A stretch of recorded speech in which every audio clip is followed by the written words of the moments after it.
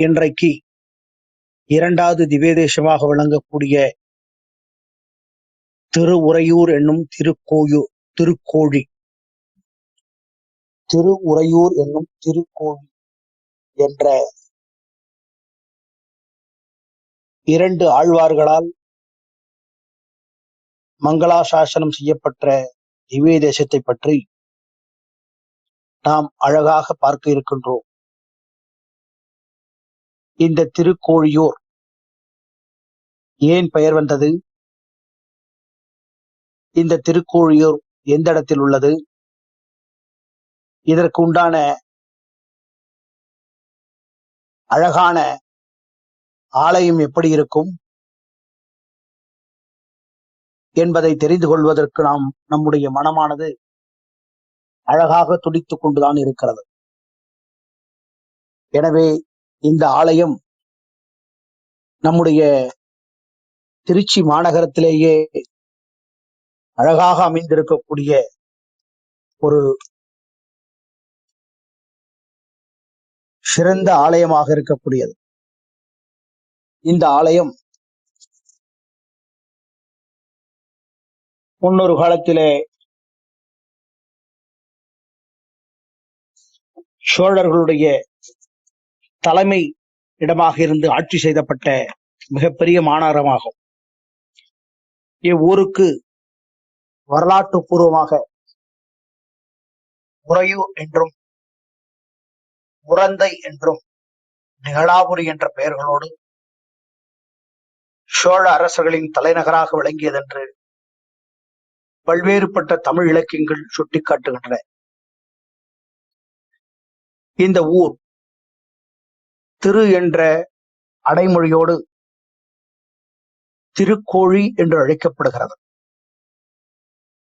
இந்த திருக்கோழி என்று அழைக்கப்படுவதற்கு முக்கிய காரணம், முன்னொரு காலத்தில் பகைவர்களின் படையைச் சேர்ந்த யானையானது யுத்தம் செய்வதற்காக உறையூருக்கு வந்திருக்கிறது. அந்த யுத்தம் செய்ய வந்த யானையை எதிர்த்து அந்த உறையூரில் இருந்த ஒரு கோழி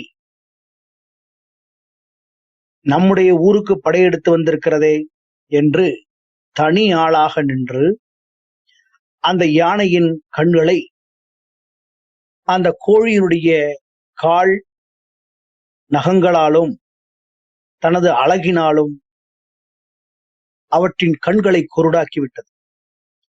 குருடாகிவிட்ட பிறகு தான் என்ன செய்வது என்று தெரியாத அந்த யானை நிலைகுலைந்து புறமுதுகிட்டு தோல்வியை ஒப்புக்கொண்டு ஓடச் செய்தது.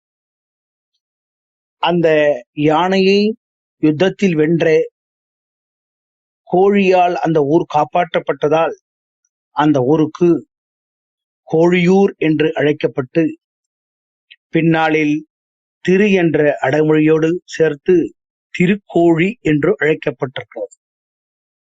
இப்பேற்பட்ட ஒரு சிறந்த வல்லமை பொருந்திய இந்த வரலாறு படைத்த இந்த திருக்கோழி துவாபர யுகத்தினுடைய கடைசி தருவாயில் முத்தரசநல்லூரை ஆண்டு வந்து கொண்டிருந்த தர்மவர்மாவினுடைய வம்சத்தில் வந்த சோழ பேரரசின் தலைமை அமைச்சராக இருந்த அவரும் அருகில் இருக்கக்கூடிய ஸ்ரீரங்க பெருமானை நித்தம் தான் மிகுந்த பக்தி கொண்டு மனமுருகி பிரார்த்தனை செய்து கொண்டு வருவார். அப்படி மனமுருகி பிரார்த்தனை செய்கின்ற வகையில் ஸ்ரீரங்கநாதர், எல்லாம் வல்ல பரந்தாமனாக இருந்த ஸ்ரீரங்கநாதர் எதற்காக இந்த அரசன் மனமுருகி பிரார்த்தனை செய்கிறான் என்ற எண்ணத்தை அறிந்து கொண்டு அந்த எண்ணத்தை ஈடேற்றும் வகையிலே அவன் பிரார்த்தனையை தெரிந்து கொண்டு நந்த சோழன் தனக்கு புத்திர பாக்கியம் வேண்டும் என்று தினந்தோறும் வேண்டி வந்து கொண்டிருந்தார். அந்த எண்ணத்தை ஈடேற்றுகிற வதற்குரிய ஸ்ரீரங்கநாதர் தன்னுடைய உத்தரவின் பேரில் மகாலட்சுமியாக இருக்கக்கூடிய திருமகள் உறையூரில் உள்ள தாமரை பொய்கையிலே அவதாரம் செய்தாள். அப்படி குழந்தையாக அவதாரம் செய்து ஒரு காலை அதிகால வேளையில இந்த தாமரை பொய்கையினுடைய கரையில் தவழ்ந்து கொண்டு அழுது கொண்டிருந்தாள். அந்த வழியாக உறையூரை ஆண்டு கொண்டிருந்த தர்மவர்மா வம்சத்தில் வந்த இந்த நந்த சோழன் ஏதோ ஒரு அழுகுரல் சத்தம் கேட்கிறது என்று சுற்றி பார்க்க அந்த தாமரை பொய்கையிலே அழகான குழந்தை ஒன்று அழுது கொண்டிருந்தது.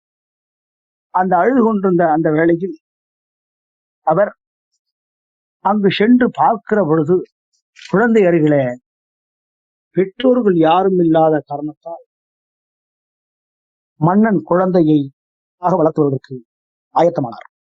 அந்த குழந்தை கமலப்பொய்கையில் கிடைத்த காரணத்தால் அந்த குழந்தைக்கு திருமகளுடைய அவதாரமாக இருப்பதால் என்னவோ தெரியவில்லை, அந்த குழந்தைக்கு கமலவள்ளி நாச்சியார் என்ற பெயர் சூட்டி வளர்க்க ஆயத்தமானார்.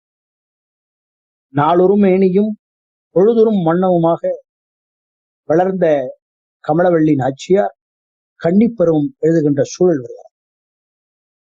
அந்த நிலையில் கமலவள்ளி நாச்சியாரை தன்னுடன் சேர்த்து கொள்ள வேண்டும் என்கிற ஒரு புரிந்துணரை அழகிய மணவாளனாக இருக்கக்கூடிய பெருமாளாக இருக்கக்கூடிய ஸ்ரீரங்கநாதர் திருவுள்ளம் கொண்ட திருவரங்கன் கமலவள்ளி நாச்சியார் அந்த ஒரு குறிப்பிட்ட தினத்தில் தனது தோழியாருடன் பலாசன வனம் ஒன்றிலே உலா வந்து கொண்டிருந்தார். அந்த வேளையில் ஸ்ரீரங்கநாதராக இருக்கக்கூடிய அழகிய மணவாள பெருமாள் குதிரை மீது அமர்ந்து அந்த வனத்திற்கு எழுந்தருளினார். எழுந்தருளவுடன் தன்னையே அறியாமல் திருமகள் தான் பருவம் எழுதிய நிலையில் உறையூர் நாச்சியார் தன் உள்ளத்தை பறிகொடுத்தாள். அன்று முதல் கமலவள்ளி நாச்சியார் பெருமாளை நித்தம் நினைத்து ஏதோ ஒரு மோகத்தில் தன்னை ஆட்படுத்திக் கொண்டார். உண்ணும் உணவையும் மறந்தால் பித்து பிடித்தோல் போல பெருமாளையே நினைத்து தினந்தோறும் அவரை தொழுக ஆரம்பித்து வணங்க ஆரம்பித்து தன்னுடைய குறையை, தனக்கு இப்பேற்பட்ட நிலை ஏற்பட்டதை வேண்டி வேண்டி மனமுறை பிரார்த்தனை செய்ய ஆரம்பித்த நாள் அன்று. ஒரு நாள் தன் மகளினுடைய நிலை குறித்து செய்வதறியாது திகைத்து போன நந்த சோழன் என்ன செய்வதென்று மனமுருகி பரந்தாமனாக இருக்கக்கூடிய ஸ்ரீரங்க பெருமானை நினைத்து பிரார்த்தனை செய்கிறார். அன்று இரவு நந்த சோழன், நீ தினந்தோறும் என்னை பிரார்த்தனை செய்து மனமுருகி உன்னுடைய குறையை சொன்னாய், அதற்கு நான் உனக்கு இரக்க குணத்தோடு திருமகளையே அவதாரம் செய்து அவரை வளர்த்து வந்து அவரை பருவம் மீதியுடன் என்னிடத்திலே ஒப்படைக்க வேண்டும் என்கிற கட்டளையோடு உனக்கு அனுப்பி வைத்தேன். எனவே கமலவள்ளி நாச்சியாரான உறையூர் நாச்சியார் நான் ஏற்றுக்கொள்ளும் தருணம் வந்து விட்டதனாலே அவரை எடுத்துக்கொண்டு நான் திருமணம் செய்து கொள்ள வேண்டிய சூழல் வந்துவிட்டது. எனவே கமலவள்ளி நாச்சியாரை அழகாக அலங்கரித்து திருமண கோலத்தில் திருவரங்கம் அழைத்து வா என்று கட்டளை செய்துவிட்டார். பரந்தாமனே கட்டளை செய்த பிறகு நந்த சோழனுக்கு என்ன செல்வதென்று தெரியவில்லை. அவர் அந்த கட்டளையை அப்படியே ஏற்றுக்கொண்டு அழகாக அந்த கமலவள்ளி நாச்சியாரை மகாலட்சுமி போன்று அலங்காரம் செய்து திருவரங்கத்திற்கு அழைத்துச் செல்கிறார்.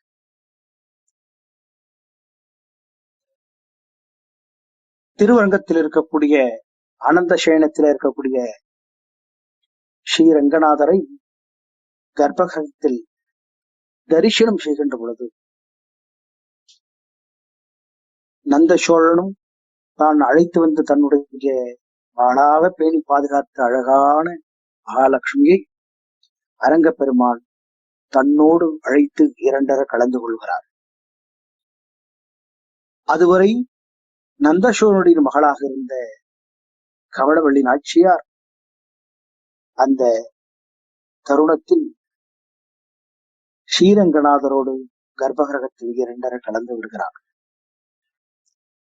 தனது மகளாய் இவள் இப்பேற்பட்ட மகளை பெரும்பேராக பெற்று பரந்தாமன் நமக்கு ஒப்படைத்திருக்கிறாரே, நாம் என்ன பாக்கியம் செய்தோம் என்கிற அளவிலா மகிழ்ச்சியோடு பிரார்த்தனையோடு தான் சம்பாதித்து வைத்திருக்கக்கூடிய அரச சொத்துக்களை, நிலங்களை அதிகப்படியாக தர்மவர்ம சோழனுக்கு பிறகு நந்த சோழன் ஸ்ரீரங்கத்தினுடைய ஆலயத்திற்கு எழுதி வைக்கின்றார். எனவே அவ்வாறாக செய்த அந்த நந்த சோழனுடைய அந்த பெரும் பாக்கியத்தையும் அந்த அருள் உள்ளத்தையும் கொடை உள்ளத்தையும் ஸ்ரீ ரங்கநாத பெருமான் மிகவும் பிரமித்து போனார். அதன் பிறகு தன்னுடைய அரச தலைமையிடமாக இருக்கக்கூடிய உறையூருக்கு திரும்பி தன்னுடைய மகளின் நினைவாக உறையூருடைய மிகப்பெரிய ஆலயத்தை கட்டுவதற்கு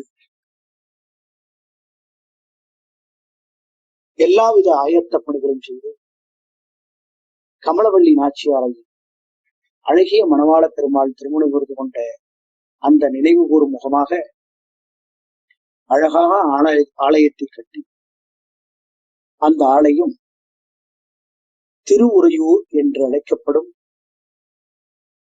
அழகிய மணவாள பெருமாள் ஆலயமாக இன்றைக்கும் காட்சி கொண்டிருக்கிறார். கமலவள்ளி நாச்சியார் சமேத அழகிய மணவாள பெருமாள் திருக்கோயிலாக இன்றைக்கு உறையூருளை எழுந்தருளி அழகாக நம் எல்லோருக்கும் அருள்பாலித்துக் கொண்டிருக்கக்கூடிய ஸ்ரீரங்கநாதரை இரண்டாவது விதிவேஷத்தை சென்று சந்திக்கிற பொழுது நாம் ஸ்ரீரங்கத்தில் பார்த்ததை விட அங்கு புஜங்க அனந்த சேனத்திலே விட்டிருந்து அருள்பாலித்தார். இங்கு அழகாக அமர்ந்து கல்யாண உற்சவத்திலே ஏகாசனத்தில இங்கு தரிசனம் செய்யக்கூடிய முகமாக வடக்கு நோக்கி காட்சி தரக்கூடிய விதமாக அழகிய மணவாள பெருமாள் நின்ற திருக்கோலத்திலே வடக்கு நோக்கி திருமுக மண்டபத்தில் பிரத்யோக சக்கரத்துடன் சேவை சாதித்தருளுகிற அந்த காட்சியை நாம் காண முடிகிறது. இந்த கமலவள்ளி நாச்சியாரை அழகிய மணவாள பெருமாள் திருமணம் புரிந்து கொண்ட நன்னாளை நினைவு கூறுகின்ற வகையிலே ஆண்டின் முக்கியமான தினமாக இருக்கக்கூடிய பங்குனி உத்திர திருநாளுக்கு 6 தினங்களுக்கு முன்பு ஸ்ரீரங்கநாதர் ஒவ்வொரு வருடமும் ஒரு முறை ஸ்ரீரங்கத்திலிருந்து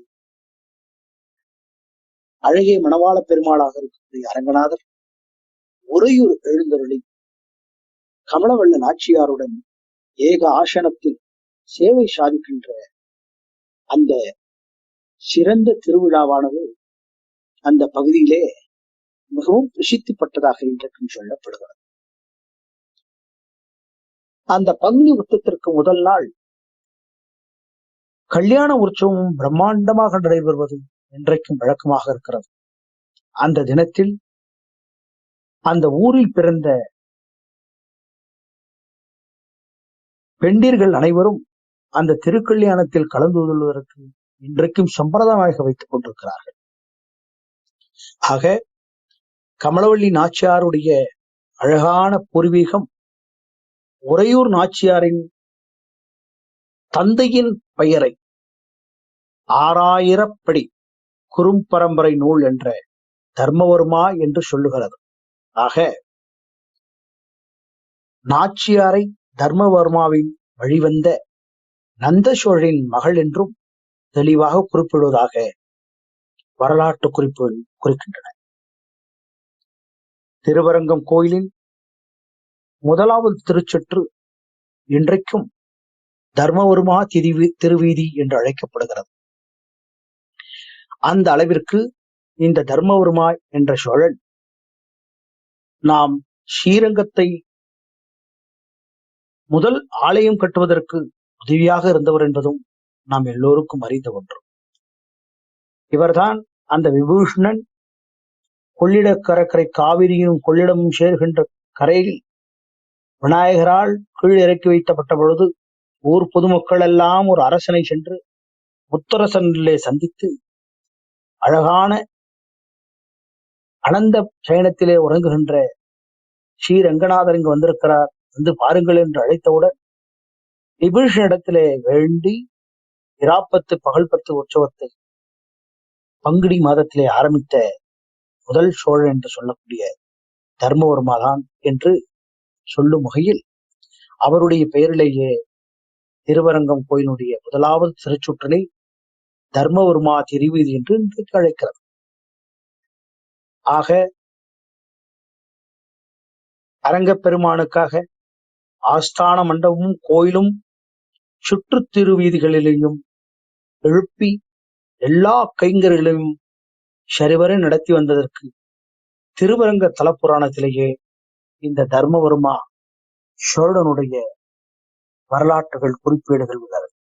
ஆக தர்மவர்மாவின் வழிவந்த நந்த சோழனின் ஆளான கமலவள்ளி நாச்சியார் என்னும் உறையூர் நாச்சியார் திருமகள் ஸ்ரீவில்லிபுரத்திலே வாழ்ந்த கோதை நாச்சியாரை போன்றே ஸ்ரீரங்கநாதரான அழகிய மணவாள பெருமாள் மீது உள்ளத்தை பறிகொடுத்தார் என்கிற செய்தியையும் குறிப்பிட்டு அதற்குண்டான ஒரு பாடலையும் இதில் எழுதப்பட்டிருக்கிற விஷயத்தையும் ஒரு வரியாக குறிப்பிடுகிறார்கள்.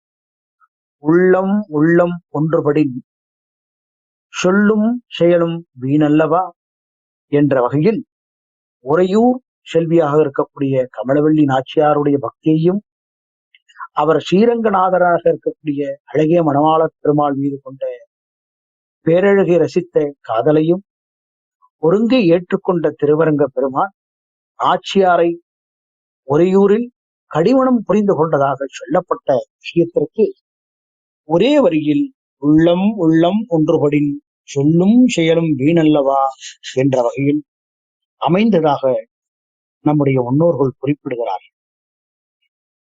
தனது தவமகள் கமலவள்ளி நாச்சியாருக்காக உறையூரை ஆண்டு வந்த அந்த அரசன் நந்த சோழன் உறையூர் என்று அழைக்கப்படுகிற திருக்கோழியூரில் ஒரு தனி கோயிலை எடுத்தாக வேண்டும் என்கிற ஒரு பிரார்த்தனையோடு கோவிலொழுகு என்று சொல்லக்கூடிய வரலாற்று செப்பேடுகள் மூலம்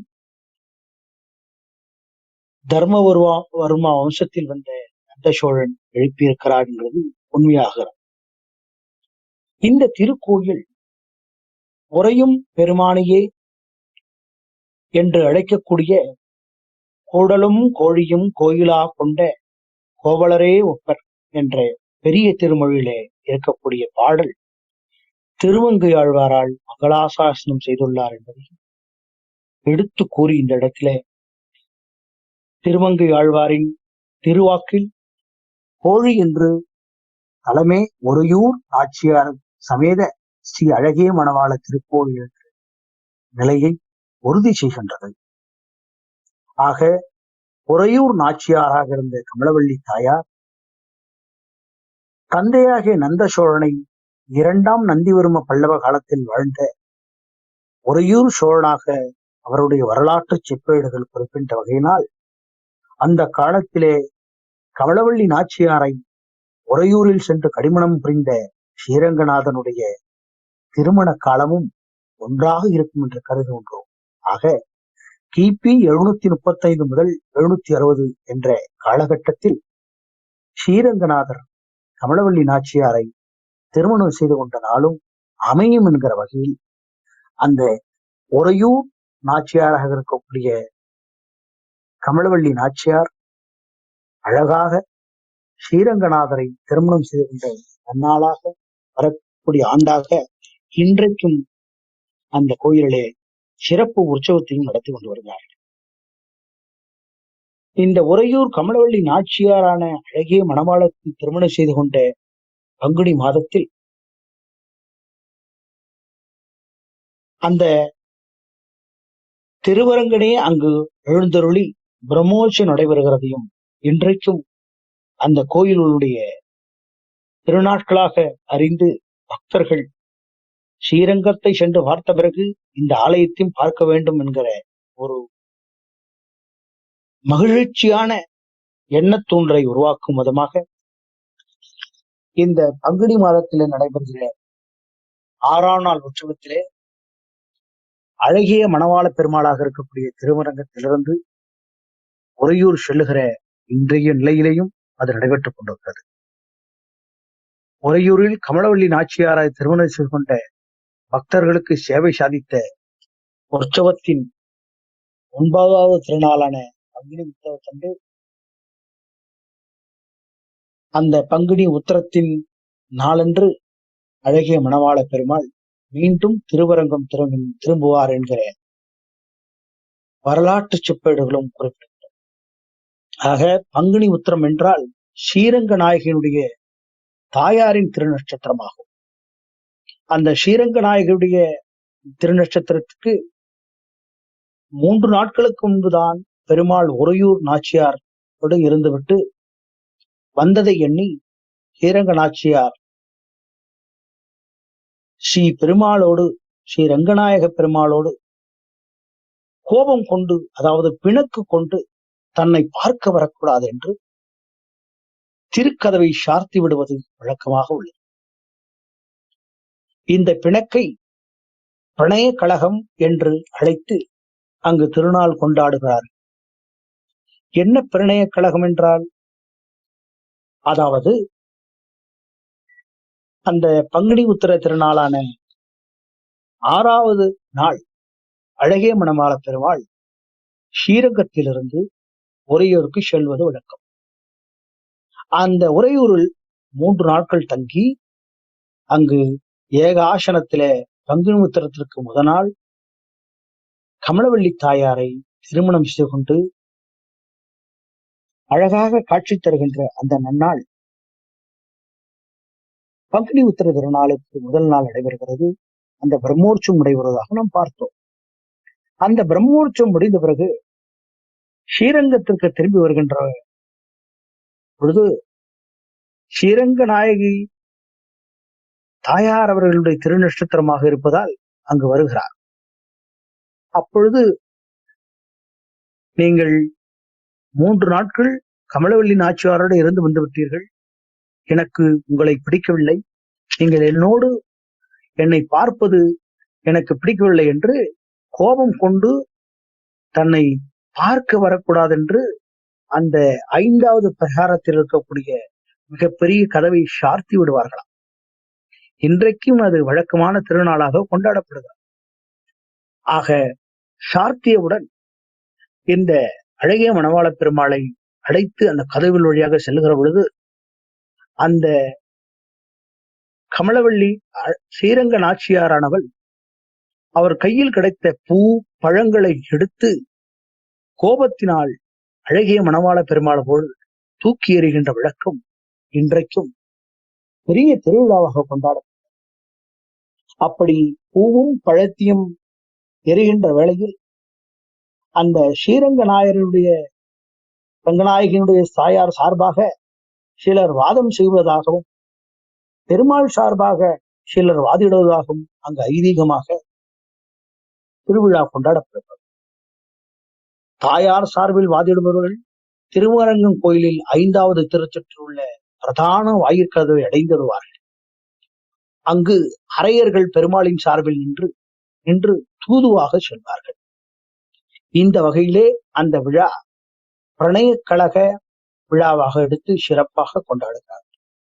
அப்பொழுது பெருமாள் மீது கோபமுற்ற அந்த ஸ்ரீரங்க நாயகியான பெரிய பிராட்டியானவர் கதவடைக்கும் பொழுது தன் கையில் உள்ள பழம் பூ முதலைவிட்டு பெருமாள் மீது வீசுகின்ற அந்த அழகையும் பார்த்துவிட்டு அப்போது நம்மாழ்வார் அங்கு எழுந்தருளி பெருமாளையும் தாயார் ஆகிய இருவரையும் இடையில் ஏற்பட்ட பிணக்கினை சமாதானம் செய்து வைக்கிற வகையாக நம்மாழ்வார் தீர்த்து வைப்பதாக இன்றைக்கும் பிணக்கு தீர்ந்து சமாதானமான பிறகு பெருமாள் ஸ்ரீரங்க நாச்சியார்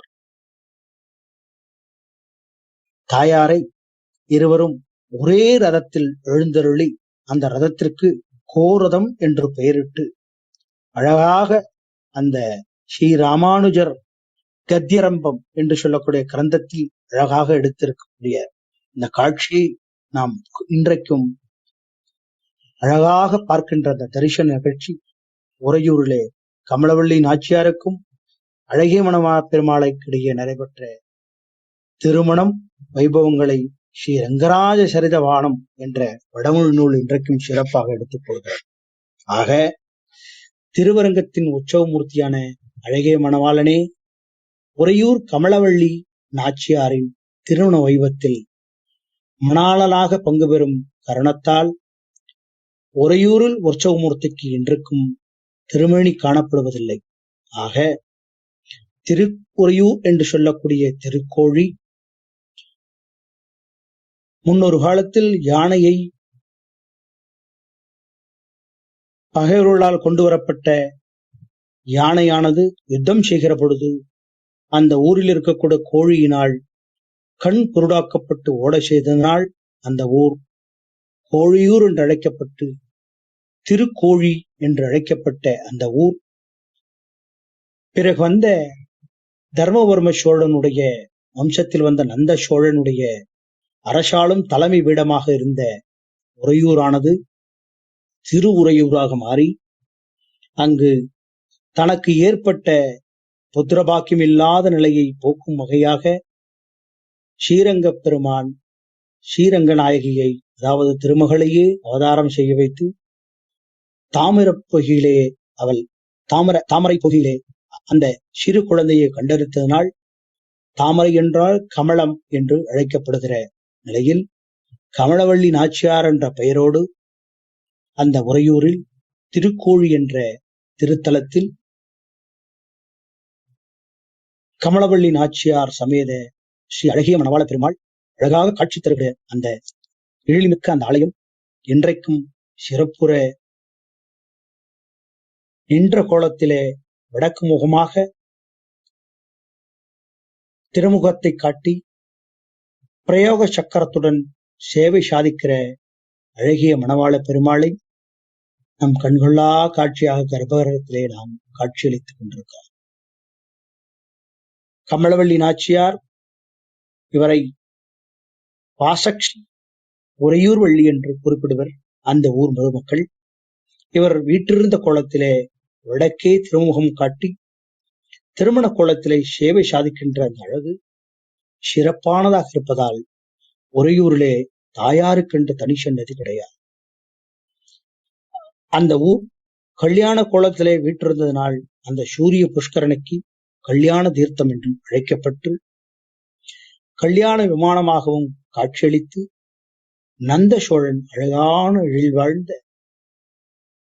ஆலயத்தை மிகவும் சிறப்பான ஒரு ஆலயம் இன்றைக்கு இரண்டாவது திவ்ய தேசமாக ஸ்ரீரங்கத்துக்கு அருகிலேயே திருச்சி மாநகரத்தினுடைய எல்லையிலேயே திருவுறையூர் என்று அழைக்கப்படுகிற திருக்கோழி என்ற திவ்ய தேசமாக விளங்கிக் கொண்டிருக்கிறது. இந்த திவ்ய தேசம் 2 பாசுரங்களால் மங்களாசாசனம் செய்யப்பட்டிருக்கிறது. அந்த திருமங்கை ஆழ்வாராலும் குலசேகர ஆழ்வாராலும் 2 பாசுரங்களால் பாடப்பட்டு சிறப்பான வகையிலே இன்றைக்கு மங்களாசாசனம் பெற்ற 2வது திவ்ய தேசமாக விளங்கிக் கொண்டிருக்கிறது.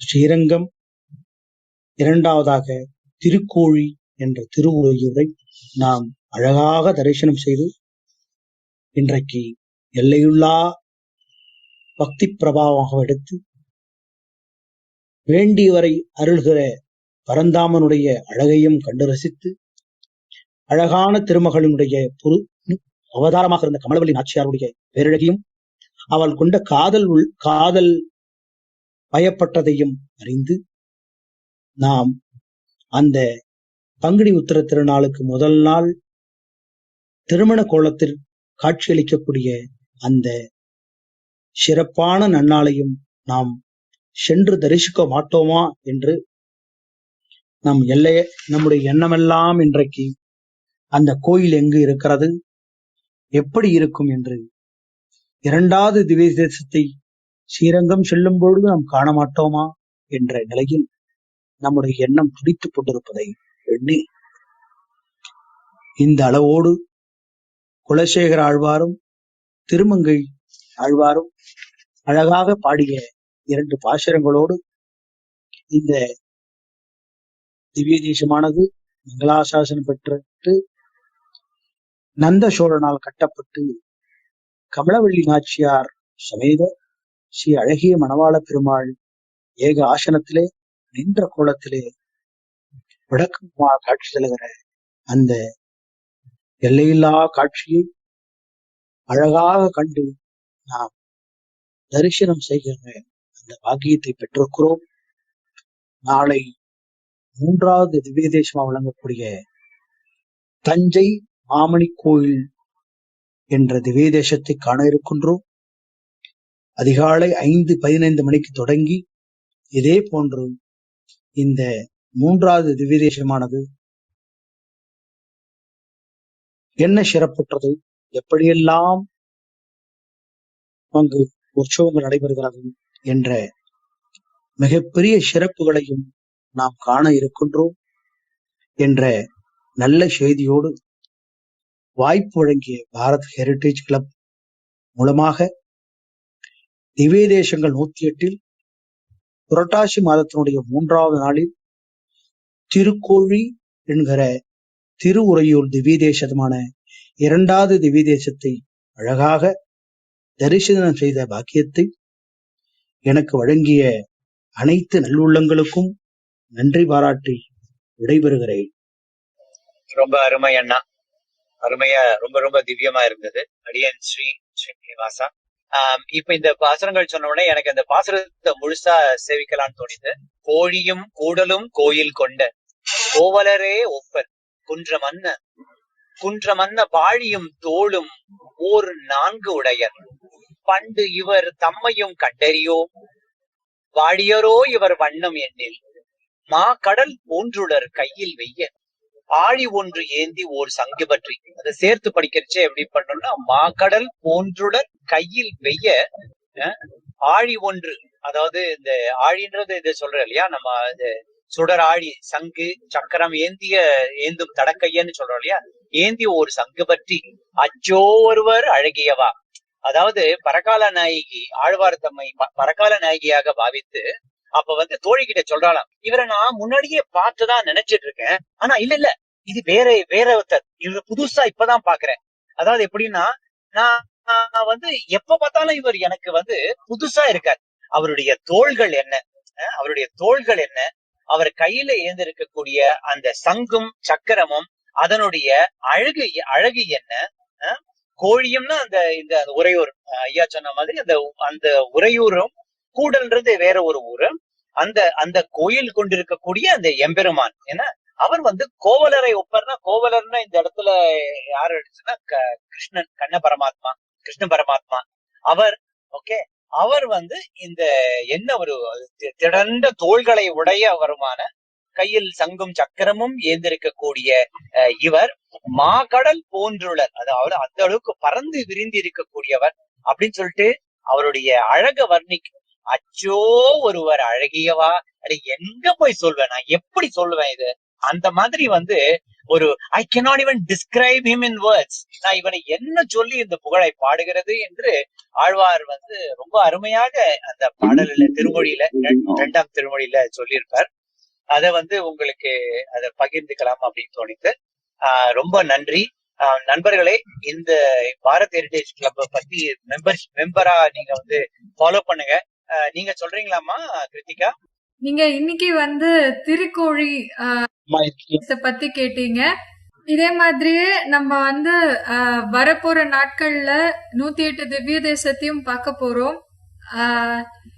காலையில 5:15 மணிக்கு வந்து இந்த நிகழ்ச்சி தொடங்கி 6:15 வந்து முடிக்கிறதா இருக்கும். நீங்க எல்லாரும் வந்து இந்த புண்ணிய விஷயத்த வந்து கேட்டு இத உங்களுக்கு உங்கள் குடும்பத்தினருக்கும் நண்பர்களுக்கும் பகிருமாறு கேட்டுக்கொள்கிறோம். இந்த ஒரு விஷயத்த இந்த ஒரு புண்ணிய காரியத்தை விஷயத்த கேக்குறத வந்து நீங்க நம்ம மட்டும் கேட்டு பயனடைகிறதுக்கானதையும் தாண்டி நம்மளோட நண்பர்கள் கிட்ட பகிர்றதுக்கும் வந்து நீங்க உதவி புரியுமாறு கேட்டுக்கொள்கிறோம். நீங்க இந்த நிகழ்ச்சிய கேக்குறதுக்கு விரும்பினீங்க அப்படின்னா நீங்க வந்து எங்களோட டெலிகிராம் குரூப்ல வந்து கண்டிப்பா சேர்ந்துக்கலாம். எங்களோட சேர்ந்து தொடர்ந்து பயணிக்கிறதுக்காக அதுக்கான லிங்க் வந்து நீங்க மாடரேட்டர்ஸ் கிட்ட காண்டாக்ட் பண்ணீங்கன்னா உங்களுக்கு கிடைக்கும். அண்ட் நீங்க வந்து you can stay connected with us even after the program which happens every morning. அதுக்கப்புறம் இந்த ஒரு நிகழ்ச்சிய யூடியூப்லயும் வந்து நாங்க பிராட்காஸ்ட் பண்றோம். அதற்கான லிங்க்கும் வந்து அந்த டெலிகிராம் குரூப்ல வந்து நாங்க ஷேர் பண்ணிட்டு இருக்கோம். So you can join us so that you also get the access to this program in YouTube. And அத வந்து நீங்க tamilaudiobooks.com இது வந்து ஸ்ரீ ஸ்ரீனிவாசா சார்